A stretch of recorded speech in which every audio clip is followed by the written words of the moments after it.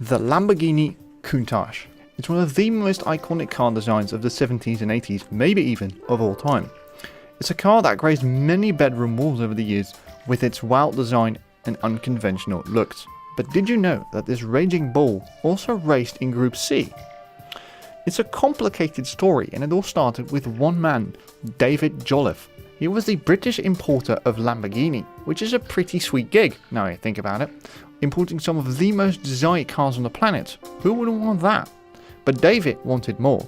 He didn't just want to sell Lamborghinis, he wanted to race them too. His first plan was to take the Lamborghini Countach QV into Group B sports car racing in 1985. Unfortunately, what he hadn't realised is that entry into Group B required a homologated production car run of 200, which he didn't have. Jolliffe then found out there were no such requirements for Group C, so he had found his plan B. And after that, he found an engine. It was, unsurprisingly, a 5.7 litre V12 based on that from the Countach QV. Jolliffe then got a team of Lamborghini engineers, led by former Alfa Romeo engineer Luigi Marmiroli, to work on the engine. They managed to squeeze somewhere between 650 and 700 horsepower out of the V12 engine. Jolliffe then searched for someone to design and build a chassis, and he found someone: Spice Engineering. Spice were relatively new in sports car racing, but had already helped Tiga with building the GC85, so that's what they used for this new project as well. The car was finished and was named the Lamborghini Countach QVX, or just QVX for short.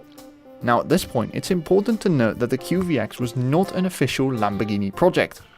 Lamborghini allowed it to carry their badge, but they didn't back it or help out the project. It was Jolliffe's project, and the Italian head honchos were not involved. This meant that Lamborghini also did not back the project financially. But Jolliffe also didn't have the money to run his own race team, so he chose CC Motorsports, a British team, to run the car in the 1986 World Sports Car Championship. The team struggled to attract sponsors. In the end, they only found one, Unipart. The team was then renamed Portman Lamborghini after the British importer Jolliffe was a part of.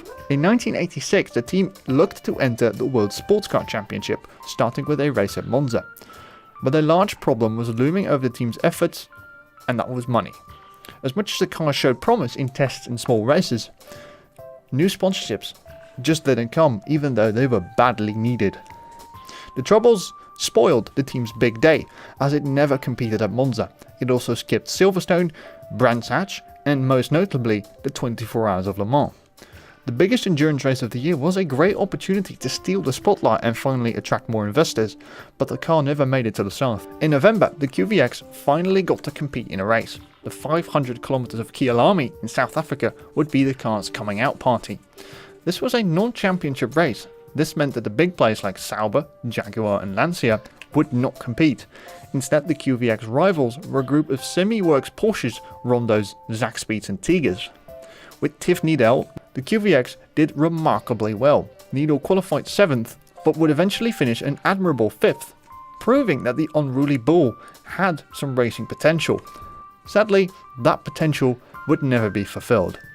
The team entered the car for 2 more races in 1987 at Silverstone at Le Mans, but in the end the financial odds proved insurmountable, which is a real shame. The QVX was a remarkable project which resulted in a car with real potential. Who knows what would have happened if this wasn't just an effort from the British importer? How well would the QVX have done if Lamborghini as a whole got involved? What if they also backed the project financially? Would we be mentioning the QVX in the same breath as the likes of the C9, 787B and XJR9 today? I'm afraid those questions will remain unanswered forever.